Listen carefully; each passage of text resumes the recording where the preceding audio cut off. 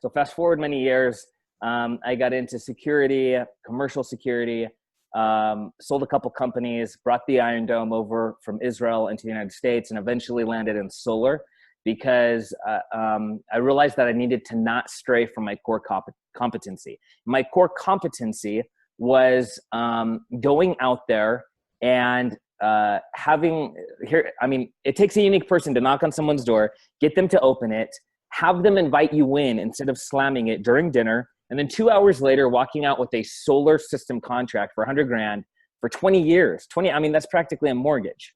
And that type of sale, so that's the front end of the system. The back end is this.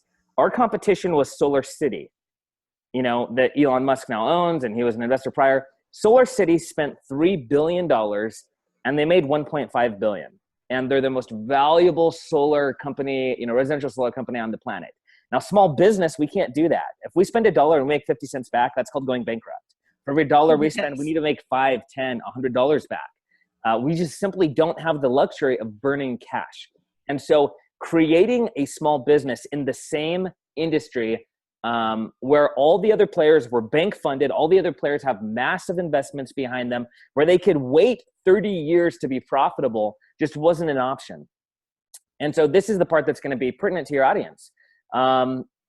This is November, so this is 2016, beginning of 2017. And we're in 5 states, headquartered out of Utah, where I'm at right now.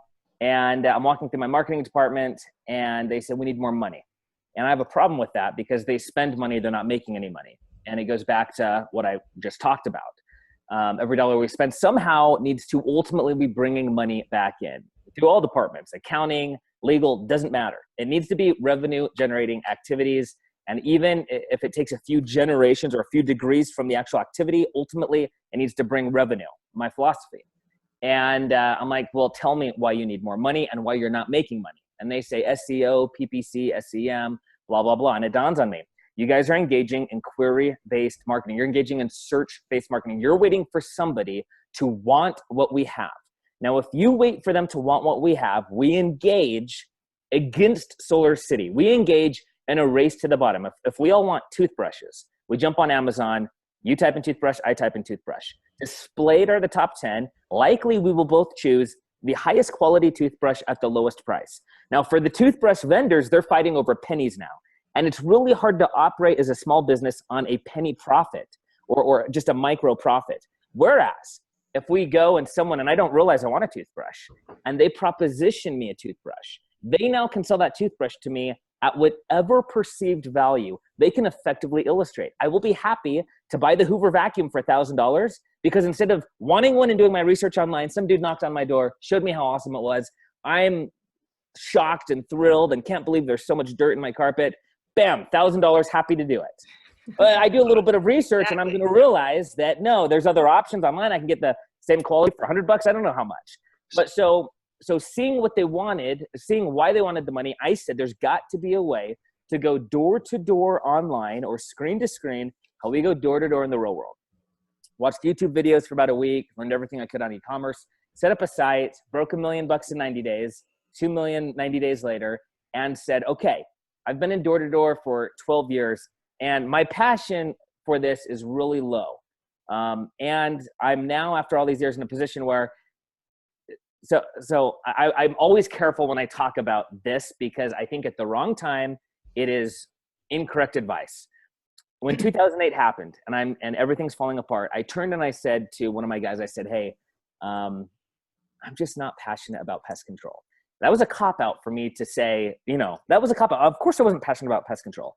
And this was me saying, hey, we need to engage in something else because I'm not even passionate about this. Why are we wasting our time doing this? And he said, I think you need to be passionate about making money right now. And it hit me as, yes, my obligation as an entrepreneur, as a guy who has a family, as my civic obligation, all of that requires revenue. These are my obligations. And so once I have extra jet fuel to burn, then I'll fly around and do whatever I want to do. But right now there is a need and that need needs to be met. After the need is met, then I can focus on desires. And so I'm worried to say this prior because I think too often people get caught in the, oh, I want to pursue my passion. I invested $25 in Bitcoin. My new title is entrepreneur, adventurer, all this stuff. And that highlight reel on Instagram of what entrepreneurship is, the second you decide you're an entrepreneur, you're in private jets, beautiful women and champagne all around you. It's just a completely false notion. And so while being passionate about life is absolutely critical, you can go through life and not spend a single day on a laptop on a beach in Fiji and still be absolutely passionate about what you do. And you can do that in Fiji. Once you earn your money, now go pursue your passions. That's what I teach my kids, because I got caught in the jumping from passion to passion thing for the first 5 years of being an entrepreneur. Yeah, and you cannot succeed when you do that.